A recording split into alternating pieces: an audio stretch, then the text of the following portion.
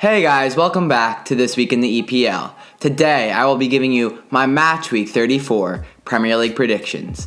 Before I jump into my Matchweek 34 predictions, I want to do a little recap of Matchweek 33. So, I got 6 out of 9 predictions correct, moving my total to 18 out of 41.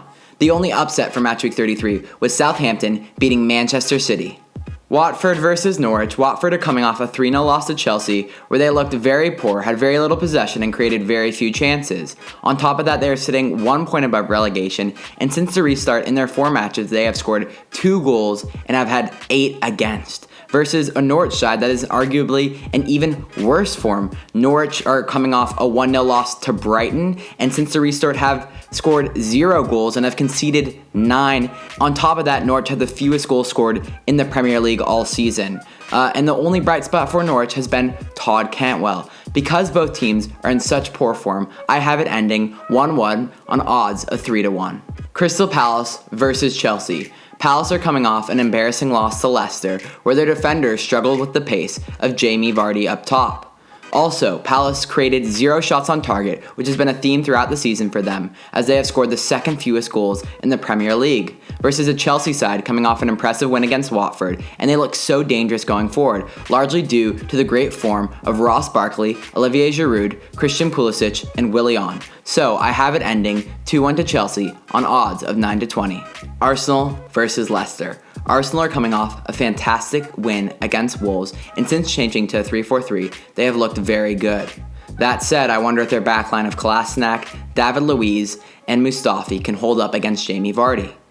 Contrast that with the Leicester side that's coming off a fantastic 3-0 win against Palace, where Jamie Vardy had a brace. So I think Leicester will look to counter and isolate those Arsenal defenders, and I have it ending 2-1 to Leicester on odds of 21-10. West Ham versus Burnley. West Ham have gotten massive results in their last 2 matches versus Chelsea and versus Newcastle. In those matches, we've seen players like Antonio, Souček, and Declan Rice all step up.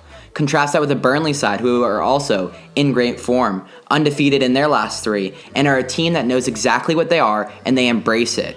They're also very disciplined, and I think they will have just a little too much quality for West Ham, so I have it ending 1-0 to Burnley on odds of 11-4. Manchester City versus Newcastle United. Manchester City are coming off a shocking 1-0 loss for Southampton, where they created 25 shots, but could not find the back of the net.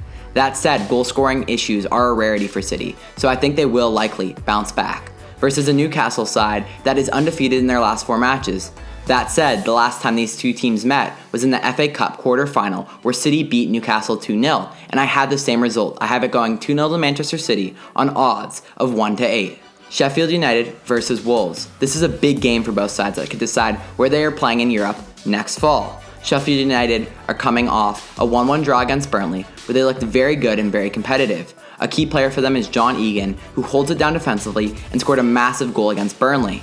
Versus a Wolves side that is coming off a 2-0 loss to Arsenal, where they looked very competitive but didn't quite get it done going forward. That said, I think for Wolves, this is a massive match, especially because they want to be in the Champions League next year. And if they want that, they're gonna have to win this one. So I see them putting their best foot forward. I have it ending 2-0 to Wolves on odds of 11-10.